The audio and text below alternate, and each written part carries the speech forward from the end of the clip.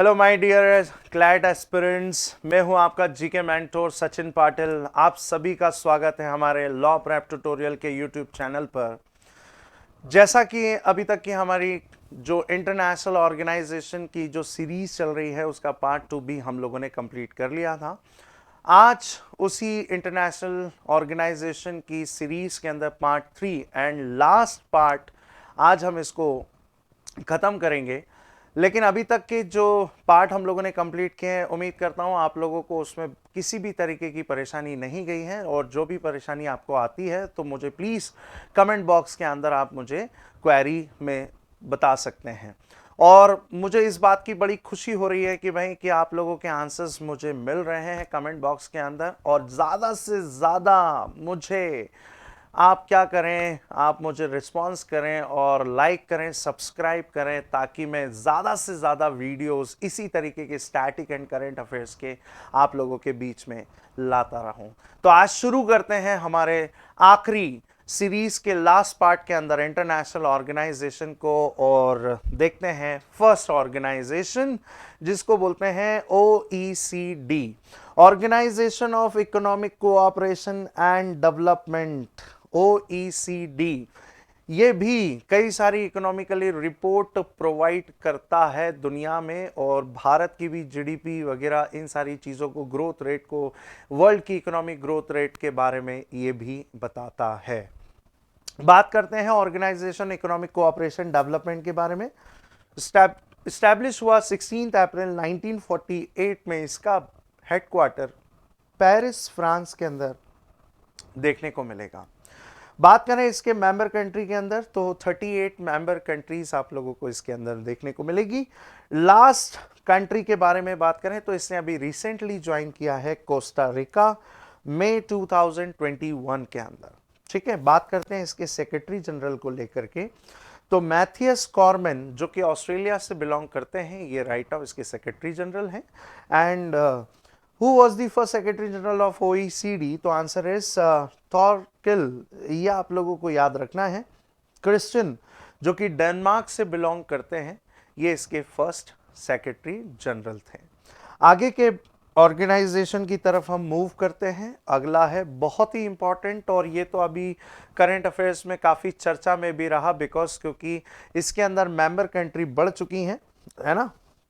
वैसे तो मैंने इसके अंदर लास्ट मेंबर कंट्री ईरान को लिख रखा है, लेकिन जब ये ऐड हो जाएगी इसके अंदर शंघाई कोऑपरेशन ऑर्गेनाइजेशन के अंदर, तो ये 8 से इंक्रीज होकर के कितनी मेंबर कंट्री हो जाएंगी। ईरान ने साइन कर दिया है, लेकिन इसको एज अ मेंबर के रूप में प्रेजेंट किया जाएगा नेक्स्ट समिट, जो कि 2023 के अंदर कहां पर होने जा रही है। 23rd की जो समिट है, नेक्स्ट समिट, इंडिया पहली बार इस समिट को होस्ट करने जा रहा है, बिकॉज इंडिया इसका मेंबर है। बात करते हैं शंघाई कोऑपरेशन ऑर्गेनाइजेशन के बारे में। स्टैब्लिश हुआ था 26 अप्रैल 1996 में, और ये स्टैब्लिश हुआ था S5 के नाम से, शंघाई 5 के नाम से। इसका हेडक्वार्टर देखिए, एक तो सबसे बड़ी कंफ्यूजन यहीं पर होती है, नाम है शंघाई कोऑपरेशन ऑर्गेनाइजेशन। कई बार बच्चों को ये लग जाता है कि बड़ा इजी सा क्वेश्चन आया था कि भाई नाम है शंघाई कोऑपरेशन ऑर्गेनाइजेशन, तो इसका हेडक्वार्टर भी पूछा गया, तो नाम में जानबूझ करके शंघाई भी मेंशन ऑप्शन में किया जाता है, और बच्चे इसी चीज से थोड़ा सा कंफ्यूज हो जाते हैं और शंघाई टिक करके आ जाते हैं, बिकॉज लेकिन अब आप लोगों को ये याद रखना है कि इसका हेडक्वार्टर, नाम शंघाई है, नाम बता कुछ और रहा है, लेकिन इसका हेडक्वार्टर कहां पर है। इसका तो हेडक्वार्टर बीजिंग चाइना के अंदर आप लोगों को देखने को मिलेगा। राइट नाउ इसके अंदर 8 मेंबर कंट्री हैं, और next member country 9th number की एज अ मेंबर ये ज्वाइन करने जा रही है 2023। सारे प्रोटोकॉल को साइन कर लिया गया है, लेकिन प्रेजेंट करेगा कब अपने आप को, तो ये 2023 की दिल्ली जो समिट है इंडिया की, वहां पे ये अपने आप को प्रेजेंट करने जा रहा है। बात करें इसके मेंबर कंट्रीज के अंदर, तो मेंबर कंट्री है China, Kazakhstan, Kyrgyzstan, Russia, Tajikistan, Uzbekistan, India, Pakistan, और अगली जो ऐड होगी वो है ईरान। ठीक है, बात करते हैं अगले और पॉइंट की तरफ। सेक्रेटरी जनरल की बात करें तो एससीओ के सेक्रेटरी जनरल कौन है, तो जैंग मिंग। जो कि चाइना से बिलोंग करते हैं। और फर्स्ट सेक्रेटरी जनरल की बात करें तो बोलिट नोरगोयलियव, ये थोड़ा सा प्रोनाउंशिएट करने में दिक्कत जा रही है, ये कजाकिस्तान से बिलोंग करते हैं, ये इसके फर्स्ट सेक्रेटरी जनरल थे। चले आज की कमेंट बॉक्स के अंदर third part international organisation series के अंदर पहला क्वेश्चन आप लोगों को आंसर करना है। आप लोगों को ये बताना है कि इंडिया और पाकिस्तान जो इसके 7वें और 8वें नंबर के मेंबर जो बने हैं, ये कब और कौन सी समिट के अंदर बने हैं, ये आप लोगों को आंसर करना है। चले बात करते हैं हमारे अगले ऑर्गेनाइजेशन की तरफ। बहुत ही important, ASEAN association of south east Asian nation, ये प्रेजेंट करते हैं साउथ ईस्ट एशियन नेशन की कॉन्फ्रेंस को लेकर के। और इंडिया इसका मेंबर नहीं है, लेकिन इसकी हर साल की समिट में India as a chief guest, as a observer countries के रूप में भी ये पार्टिसिपेट करता है। बहुत बड़ी अचीवमेंट वाली बात है भाई। तो एशियन जो है वो इस्टेब्लिश हुआ 8 अगस्त 1967 को as a Bangkok declaration Thailand के अंदर। हेडक्वार्टर की बात करें तो हेडक्वार्टर इसका जकार्ता इंडोनेशिया के अंदर आप लोगों को देखने को मिलेगा। मेंबर कंट्री की बात करें तो 10 member country, and last country to join ASEAN in 1999, तो आंसर इज कंबोडिया। अब इसके अंदर 10 कंट्री हैं और इस ऐसे ऑर्गेनाइजेशन से रिलेवेंट एग्जाम में क्वेश्चन पूछ लिए जाते हैं। तो क्या होता है कि कई बार ऐसे पेचीदा क्वेश्चन भी हमसे पूछे जाते हैं एग्जाम में कि भाई इनमें से कौन सा देश जो है वो एशियन का मेंबर नहीं है। तो पहले तो हमें ये पता हो कि how many member country in the organisation, तो आंसर इज 10। और कौन से एशियन, कौन से साउथ ईस्ट एशियन नेशन, तो इन्हें याद रखने का एक ट्रिक है, आप लोग इसे बहुत अच्छे तरीके से याद रख सकते हैं। BMC, MTV और एक क्रिकेट की लीग होती है IPL। तो IPL हमने हमारी पढ़ाई के लिए, हमारी ट्रिक के लिए हमने उसको IPLS कर दिया। अब ये वो 10 देश हैं जिससे आप याद रख सकते हैं। BMC मतलब यहां पे क्या बनते हैं, अब देखिए। B फॉर ब्रुनेई, ठीक है, ब्रुनेई एक देश है। और यहां पे आप आएंगे तो क्या हो जाएगा, म्यांमार। C फॉर कंबोडिया, ठीक है। अब आते हैं अगला, मलेशिया, और उसके बाद में थाईलैंड, और फिर अगला वियतनाम। I फॉर इंडिया नहीं होगा, I फॉर इंडोनेशिया, बिकॉज इसका हेडक्वार्टर इंडोनेशिया की कैपिटल, ओल्ड कैपिटल जकार्ता के अंदर इसका हेडक्वार्टर है। चलिए अब एक क्वेश्चन फिर निकल करके आ गया आप लोगों के सामने आज की सीरीज के अंदर। मैंने कहा Jakarta is old capital, was the old capital of the Indonesia, तो फिर न्यू कैपिटल क्या है, आप मुझे कमेंट बॉक्स के अंदर बता रहे हैं, और कौन से प्रोविंस के अंदर आता है ये भी मुझे आप बता रहे हैं। तो इंडोनेशिया इसका मेंबर है। फिलीपींस, L फॉर लाओस, देख सकते हैं यहां पे मेंशन किए गए हैं भाई स्पेलिंग, और S फॉर सिंगापुर। तो ये 10 मेंबर कंट्रीज आप लोगों को देखने को मिलेंगी। ट्रिक बड़ा आसान है, BMC, MTV और IPLS। तो ऐसे 10 देश जो कि इसके मेंबर हैं, ठीक। बात करें इसके सेक्रेटरी जनरल की, तो सेक्रेटरी जनरल है लिम जोक होई मॉन, जो कि कहां से बिलोंग करते हैं, ब्रुनेई से बिलोंग करते हैं। एंड फर्स्ट सेक्रेटरी जनरल है इसके हॉटोनो डार्शोनो, बड़ा आसान नाम याद लग रहा है, हॉटोनो डार्शोनो, जो कि कहां से हैं, ये इंडोनेशिया से बिलोंग करते थे। तो ये इसके फर्स्ट सेक्रेटरी जनरल थे। आगे के पार्ट में हम बात कर लेते हैं अगले टॉपिक की तरफ। बहुत ही इंपॉर्टेंट टॉपिक, ये तो याद रखना पड़ेगा बिकॉज क्योंकि इंडिया इसका मेंबर है। एशियन का मेंबर इंडिया नहीं है, लेकिन उसकी हर समिट में इंडिया पार्टिसिपेट करता है। उसी तरीके से अब तो ये इसी का मेंबर है। नाम है South Asian Association regional cooperation, SAARC. बना बहुत बड़े काम के लिए था, बहुत बढ़िया काम के लिए था, लेकिन अभी इस पर कोई अच्छा खासा काम अभी होता हुआ दिख नहीं रहा है। बिकॉज क्योंकि इसकी लास्ट समिट हुई थी 2016 और अगली समिट होने जाने वाली थी इस्लामाबाद पाकिस्तान, लेकिन वो पुलवामा वाला जब मैटर हुआ इंडिया और पाकिस्तान के बीच में, तो अब क्या हुआ कि इंडिया ने बॉयकॉट ही करना शुरू कर दिया पाकिस्तान को। उसके बाद से सार्क को लेकर के कोई आने वाले टाइम पीरियड में उसके अलावा फिर कोई कॉन्फ्रेंस होती हुई दिखी नहीं। लेकिन ये जो अलायंस था, ये जो ग्रुप था, ये बड़ा शानदार ग्रुप था कि आपस में एक दूसरे को कोऑर्डिनेट करें, टेररिज्म के अगेंस्ट में काम करें, इकोनॉमी को डेवलप करने को लेकर के काम करें, और साथ में एक दूसरे का सहयोग करना, कोऑर्डिनेशन, कोऑपरेशन। देखिए, नाम में सी का मतलब ही है कोऑपरेशन। ग्रुप बनाए क्यों जाते हैं भाई? ताकि हम एक दूसरे को क्या कर सकें, सपोर्ट कर सकें, और हम हमारी इकोनॉमी को क्या कर सकें, बूस्ट कर सकें। ये इसलिए ऑर्गेनाइजेशन, इसलिए ग्रुप बनाए जाते हैं। बात करें एस्टैब्लिश कब हुआ, तो 8 दिसंबर 1985 में ये एस्टैब्लिश हुआ। और इसका हेडक्वार्टर कहां पर मिलेगा, तो नेपाल की कैपिटल काठमांडू के अंदर इसका हेडक्वार्टर है। मेंबर स्टेट्स की बात करें तो 8 member state south Asian association के। और कौन कौन से देश आते हैं, तो अफगानिस्तान, बांग्लादेश, भूटान, इंडिया, मालदीव, नेपाल, पाकिस्तान, श्रीलंका, ये 8 देश इसके अंदर आते हैं।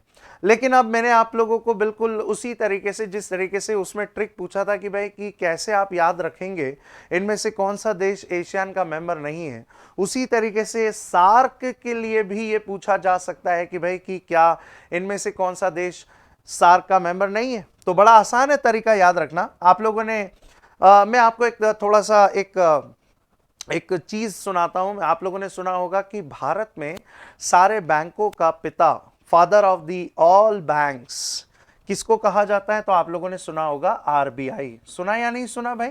सारे नोट छापना, बैंकों को कंट्रोल करना, बैंकों को रेगुलेट करना, ये सारे काम कौन करता है? आरबीआई करता है। लेकिन आपने ये भी सुना होगा कि भारत में सबसे ज्यादा अर्निंग करने वाला, भारत में सबसे ज्यादा रेवेन्यू यदि किसी सरकारी बैंक की है या किसी गवर्नमेंट सेक्टर्स के बैंक की है तो एसबीआई की है। मतलब आरबीआई के बाद यदि सबसे बड़ा पैसे वाला ओहदा यदि किसी के पास में है तो आरबीआई की पत्नी के पास में है। यानी मैंने इसको याद रखने के लिए आप लोगों के लिए ये बनाया, नहीं तो आप समझे कि वाकई में हस्बैंड वाइफ का रिलेशन है क्या यहाँ पे। ऐसा नहीं है भाई, ठीक है। तो मैंने याद रखने के लिए मैंने इसको बताया एसबीआई। अब जिस तरीके से ऑल बैंक्स का फादर आरबीआई को कहते हैं, उसी तरीके से एसबीआई को ऑल बैंक्स की क्या कहेंगे, मदर कहेंगे, मां कहेंगे। तो बिल्कुल मैंने इसीलिए तो ट्रिक बनाया है। तो एसबीआई जो है वो पीएनबी, पीएनबी भी क्या है, एक बैंक है, पंजाब नेशनल बैंक, आप लोगों ने सुना ही होगा। तो एसबीआई जो है वो पीएनबी की क्या है, मां है। ऐसे याद रख लीजिए, हो गए आपके 8 देश। भाई ट्रिक तो अलग कॉन्सेप्ट है, लेकिन याद रखने के लिए ये तरीका अच्छा है, लाजमी है। एस फॉर श्रीलंका, अब याद रहेगा। B for Bhutan, I for India, P for Pakistan, N for Nepal, B for Bangladesh. M से जरा कंफ्यूजन हो सकती है, एम फॉर म्यांमार भी हो सकता है, लेकिन यहां पे म्यांमार नहीं है। हम बात कर रहे हैं साउथ एशियन, ना कि साउथ ईस्ट, ठीक है, ये ध्यान रखना है आपको। तो यहां पे मालदीव होगा, और ए फॉर अफगानिस्तान। तो एसबीआई जो है वो पीएनबी की क्या है, मां है। सार्क के ग्रुप के नेशंस को याद रखने का सबसे अच्छा तरीका। उम्मीद करता हूं ये वाला पार्ट आपको अच्छे तरीके से समझ में आया है। बात कर लेते हैं इसके सेक्रेटरी जनरल की। तो सेक्रेटरी जनरल अभी कौन है, इसला रुवेन वीराकुन, जो कि श्रीलंका से बिलोंग करते हैं। और इसके फर्स्ट कौन थे भाई सेक्रेटरी जनरल, अब्दुल एहसान, जो कि बांग्लादेश से बिलोंग करते थे। ये फर्स्ट इसके सेक्रेटरी जनरल। चल बात कर लेते हैं अगले ऑर्गेनाइजेशन की तरफ। अगला ऑर्गेनाइजेशन बहुत ही इंपॉर्टेंट और बहुत ही शानदार, एक ऐसा इंटरनेशनल ऑर्गेनाइजेशन जिसका हेडक्वार्टर भारत में है। ये हमारे लिए सबसे बड़ा अचीवमेंट है, ये हमारे लिए बहुत खुशी की बात है कि एक ऐसा इनिशिएटिव जिसकी शुरुआत ही भारत ने की, और इसका हेडक्वार्टर भी कहां पर है, भारत के अंदर है। देख सकते हैं आप, इंटरनेशनल सोलर अलायंस, इसकी शुरुआत बड़े गजब तरीके से हुई। आप लोगों को बताना है आज की पार्ट 3 इंटरनेशनल ऑर्गेनाइजेशन की सीरीज के अंदर, इंटरनेशनल सोलर अलायंस कौन सी कोप समिट के अंदर बना है, उसका नाम आप लोगों को बताना है। क्लाइमेट चेंज जो समिट होती है वो कौन से नंबर की थी और कहां पे हुई थी, ये आप लोग को बताना है। इंटरनेशनल सोलर अलायंस ये बना था कब, नवंबर 2015 में। और ये कहां पे बनाया गया? चलिए ए, यहां पे आंसर ही आ गया। मैंने क्वेश्चन पूछा और यहीं पे आंसर आ गया। कहां पे बना? तो पेरिस के अंदर बना, फ्रांस के अंदर। लेकिन आप लोग को कोप का नंबर बताना है, कौन से नंबर की सबमिट थी, ये नहीं आया है इसके अंदर। बात करें इसका हेडक्वार्टर भारत में, भारत में कहां है? तो गुड़गांव, गुड़गांव का नया नाम गुरुग्राम, और गुरुग्राम कहां पर है? तो हरियाणा में आता है। इंडिया के अंदर इसका हेडक्वार्टर है। टोटल मेंबर कंट्री की बात करें 124 नेशंस, और अजय माथुर राइट नाउ इसके क्या है? डायरेक्टर जनरल है। फर्स्ट इसके डायरेक्टर जनरल कौन थे? तो उपेंद्र कुमार त्रिपाठी इसके फर्स्ट डायरेक्टर जनरल थे। आगे बात करते हैं हमारे अगले ऑर्गेनाइजेशन की तरफ, बहुत ही important, food and agriculture organisation. Food and agriculture organisation FAO कब बनाया गया? तो FAO बनाया गया 16 अक्टूबर 1945। इसीलिए 16 अक्टूबर को होता है दुनिया में, ध्यान रखेंगे, वर्ल्ड फूड डे होता है। कौन सा डे होता है? वर्ल्ड फूड डे होता है। और आप लोगों को बताना है कमेंट बॉक्स के अंदर, इस साल का वर्ल्ड फूड डे 16 अक्टूबर 2022 जो अभी हाल ही में निकला है महीना, पिछले महीने, इसका थीम क्या था? चल बात करते हैं। तो 16 अक्टूबर 1945 को ये एस्टैब्लिश हुआ। क्यूबैक सिटी कनाडा के अंदर इसको बनाया गया, लेकिन इसका हेडक्वार्टर कहां पर है? तो रोम इटली के अंदर इसका हेडक्वार्टर आप लोगों को देखने को मिलेगा। 194 मेंबर्स कंट्री हैं, इंडिया भी इसका मेंबर है। और इंडिया ने अभी हाल ही में FAO की जो हंगर रिपोर्ट जो है इसको लेकर के थोड़ा सा ऑब्जेक्शन भी उठाया है, ये आप लोगों को ध्यान में रखना है। क्यू डोंग यू इसके डायरेक्टर जनरल हैं और चाइना से बिलोंग करते हैं। फर्स्ट इसके डायरेक्टर जनरल थे जॉन बॉयड ओर्स, जो कि स्कॉटलैंड से बिलोंग करते थे। आगे बात कर लेते हैं अगले ऑर्गेनाइजेशन की तरफ। अगला ऑर्गेनाइजेशन भी इंपॉर्टेंट है, एशियन डेवलपमेंट बैंक, बिल्कुल उसी तरीके से जिस तरीके से वर्ल्ड बैंक है। वर्ल्ड बैंक डेवलपमेंट के लिए और किसके लिए? रिकंस्ट्रक्शन के लिए लोन देता है। उसी तरीके से एशिया कॉन्टिनेंट के अंदर डेवलपमेंट के लिए उन कंट्रीज के लिए क्या देता है? लोन देने का काम करता है। इसलिए क्या बोलते हैं? Asian development bank, ADB। Asian development bank establish हुआ था 19 दिसंबर 1966। इसका हेडक्वार्टर मनीला। बड़ा आसान है याद रखना, बैंक है तो बैंक में मनी होगी, और मनी ला ऐसे आप याद रख सकते हैं। तो ADB का हेडक्वार्टर कहां पर है? Manila. Manila capital of Philippines. और 68 मेंबर कंट्री आप लोगों को इसके अंदर देखने को मिलेंगी। इंडिया भी इसका मेंबर है, because India is Asian country. Masatsugu Asakawa नाम थोड़ा सा पेचीदा है, लेकिन याद हो जाएगा। जापानीज नेम है, और ये राइट नाउ इसके प्रेसिडेंट हैं। फर्स्ट प्रेसिडेंट थे ताकेशी वतनाबी, ये इसके फर्स्ट प्रेसिडेंट थे। फर्स्ट जो कि कहां से बिलोंग करते थे? ये भी जापान से बिलोंग करते हैं। आगे बात करते हैं यूनेप, बहुत ही इंपॉर्टेंट ऑर्गेनाइजेशन, हर साल हम इसको याद भी करते हैं, और स्कूल टाइम से हमने काफी काम किया है। 5 जून याद आ रहा हो आप लोगों को, एवरी 5 जून एवरी ईयर हम लोगों ने काफी एफॉरेस्ट्रेशन को लेकर के काम किया, जिसको हम बोलते हैं विश्व पर्यावरण दिवस, world environment day, because UNEP was established in 5 जून 1972। इसीलिए 1972 किस रूप में, 5 जून किस रूप में मनाते हैं? वर्ल्ड एनवायरनमेंट डे के रूप में हम सेलिब्रेट करते हैं।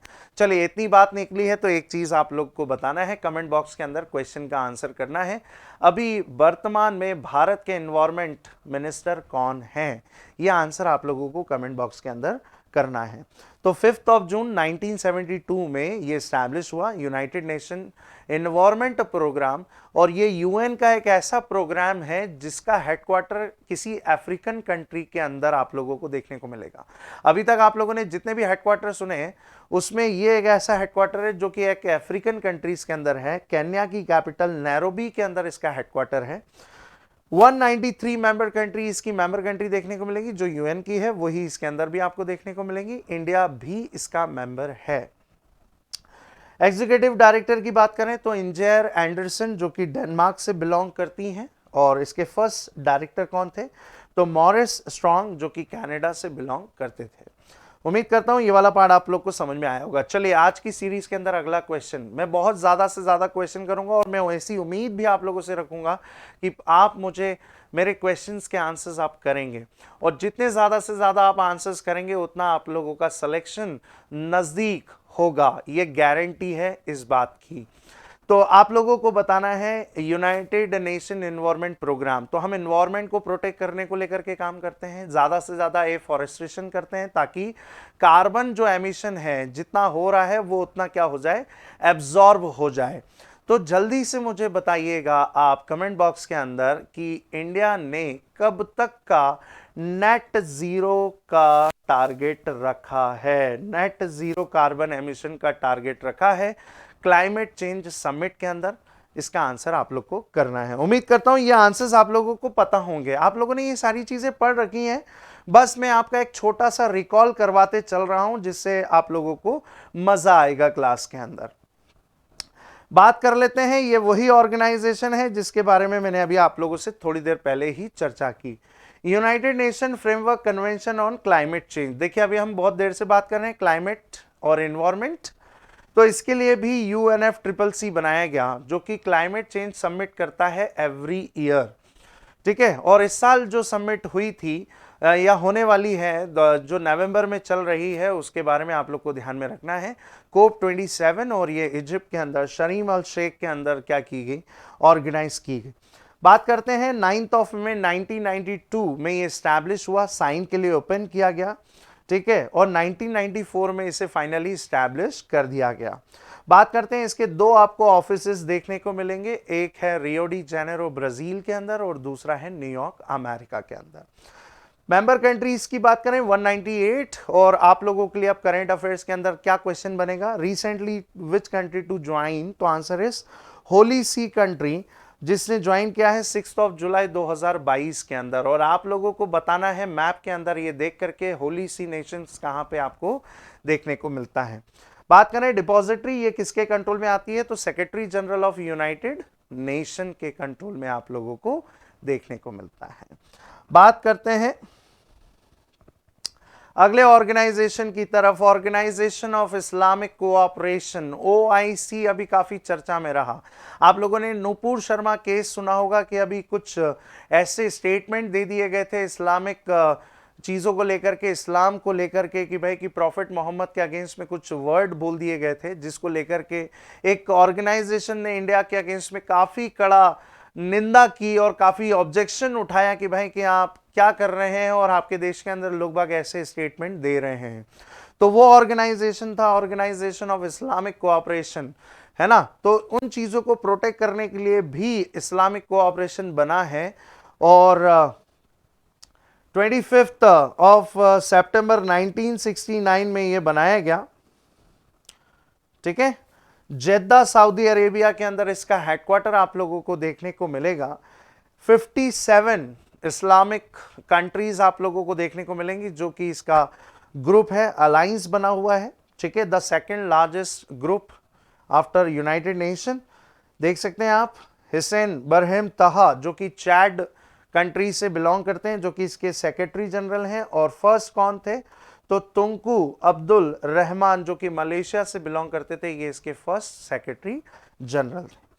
चले बात करते हैं अगले ऑर्गेनाइजेशन की तरफ, बहुत ही इंपॉर्टेंट ऑर्गेनाइजेशन FATF। अभी हाल ही में FATF की ग्रे लिस्ट से किसको बाहर किया गया है, आप सभी को पता होना चाहिए। इसका आंसर आप लोग मुझे कर रहे हैं कमेंट बॉक्स के अंदर।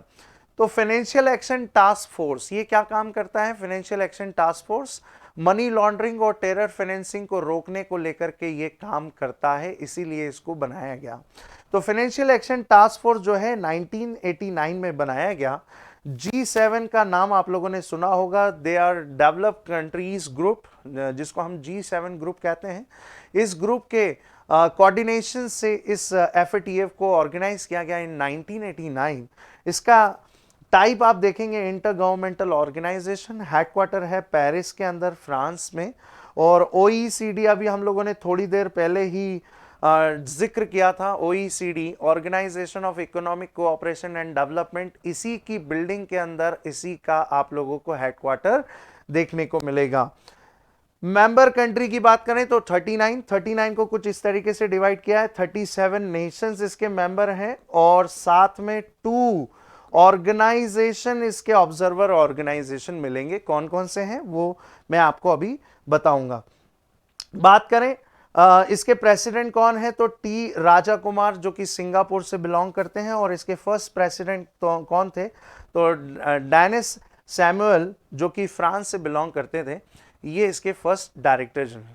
अब मैंने आपको बताया 2 ऑर्गेनाइजेशन, एक तो है यूरोपियन यूनियन और दूसरा है जीसीसी, गल्फ कोऑपरेशन काउंसिल के बारे में आप लोगों को मैं अभी बताने जा रहा हूं। यूरोपियन यूनियन के बारे में तो आप लोगों ने पढ़ लिया है।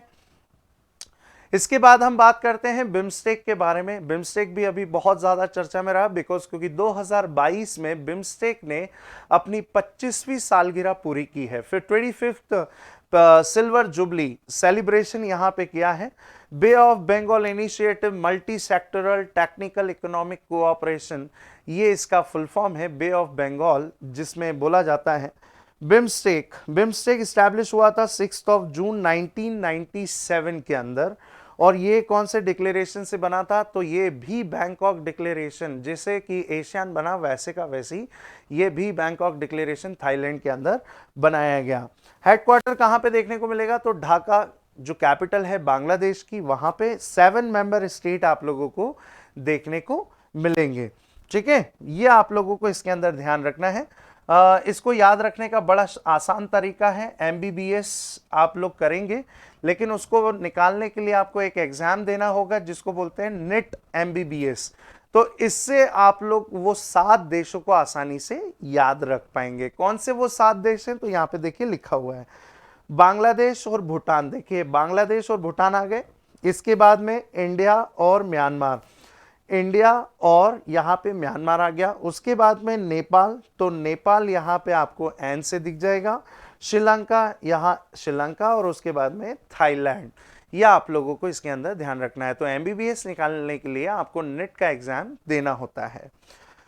तो सेक्रेटरी जनरल की बात करें तो तेंजिंग लेकफेल जो कि भूटान से बिलोंग करते हैं। चेयर नेशनशिप की बात करें तो अभी तक श्रीलंका के पास में थी, लेकिन अब इसकी चेयर नेशनशिप ट्रांसफर हो चुकी है और अब वो चेयर नेशनशिप चली गई है टी के पास, यानी थाईलैंड के पास अब चेयर नेशनशिप चली गई है। तो इसे अपडेट कर लीजिएगा। बात करें इसके फर्स्ट सेक्रेटरी जनरल की तरफ तो इसके फर्स्ट सेक्रेटरी जनरल थे कौन तो सुमित नाकानंदाला जो कि श्रीलंका से बिलोंग करते थे, ये इसके फर्स्ट सेक्रेटरी जनरल थे। बात करते हैं अगले पार्ट की तरफ, ये है जीसीसी। ठीक है, गल्फ कोऑपरेशन काउंसिल, खाड़ी देशों का भी अपना एक ग्रुप है जहां से ऑयल, काफी मिनरल्स काफी आप लोगों को देखने को मिलते हैं। तो गल्फ कंट्रीज का भी अपना एक कोऑपरेशन है। मैंने आपको एफएटीएफ के अंदर बताया था, यूरोपियन यूनियन और गल्फ कोऑपरेशन काउंसिल, ये 2 ऑब्जर्वर ऑर्गेनाइजेशन आप लोगों को इसके अंदर देखने को मिलेंगे। तो गल्फ कोऑपरेशन काउंसिल जो है ये बनाई गई थी 25 मई 1981 के अंदर। इसका हेडक्वार्टर रियाद सऊदी अरेबिया के अंदर मिलेगा। ठीक है, इसके अंदर कितने नेशन आते हैं तो 6 गल्फ नेशंस आते हैं। अच्छा, एक क्वेश्चन आज की सीरीज के अंदर आखिरी मैं पूछना चाह रहा हूं, आज की इंटरनेशनल ऑर्गेनाइजेशन की पार्ट 3 सीरीज का आखिरी क्वेश्चन आप लोगों को यह बताना है कि इनमें से वो कौन सा गल्फ नेशन है। बिल्कुल मैप में जब आप देखेंगे राइट साइड तो वो मैप में आप लोगों को देखने को मिलेगा, लेकिन वो गल्फ नेशन इस गल्फ कोऑपरेशन काउंसिल का पार्ट नहीं है। देखिए मेरी बात समझ में आ गई आप लोग को। ये जो कंट्रीज आप लोगों को देखने को मिल रही हैं बिल्कुल इसी से लगा हुआ वो देश है, गल्फ नेशन है, लेकिन वो इसका पार्ट नहीं है, आप लोग को बताना है। बात करते हैं इसके सेक्रेटरी जनरल की तो नायब बिन फतह अल जो आप लोगों को देखने को मिलेंगे, हजरफ कुवैत जो सेक्रेटरी जनरल हैं, और इसके फर्स्ट सेक्रेटरी जनरल थे अब्दुल्ला बिशारा जो कि कुवैत से ही बिलोंग करते थे, ये इसके फर्स्ट सेक्रेटरी जनरल थे। तो ये है आज की सीरीज के अंदर हमारे इंपॉर्टेंट इंटरनेशनल ऑर्गेनाइजेशन की सीरीज। उम्मीद करता हूं ये सारे इंटरनेशनल ऑर्गेनाइजेशन काफी अच्छे लगे होंगे आप लोगों को। इससे हमारे एग्जाम पॉइंट ऑफ व्यू में जितने भी क्वेश्चंस आएंगे या जितने भी क्वेश्चंस बनेंगे तो वो हमारी इस सीरीज़ के अंदर या इस सीरीज़ से बाहर नहीं जाएगा, इस बात की गारंटी मैं आप लोगों को देता हूँ। इसके बाद आने वाले क्लास में अगली सीरीज़ के साथ फिर मिलेंगे। आज के लिए इतना काफ़ी। Thank you everyone and have a nice day to all.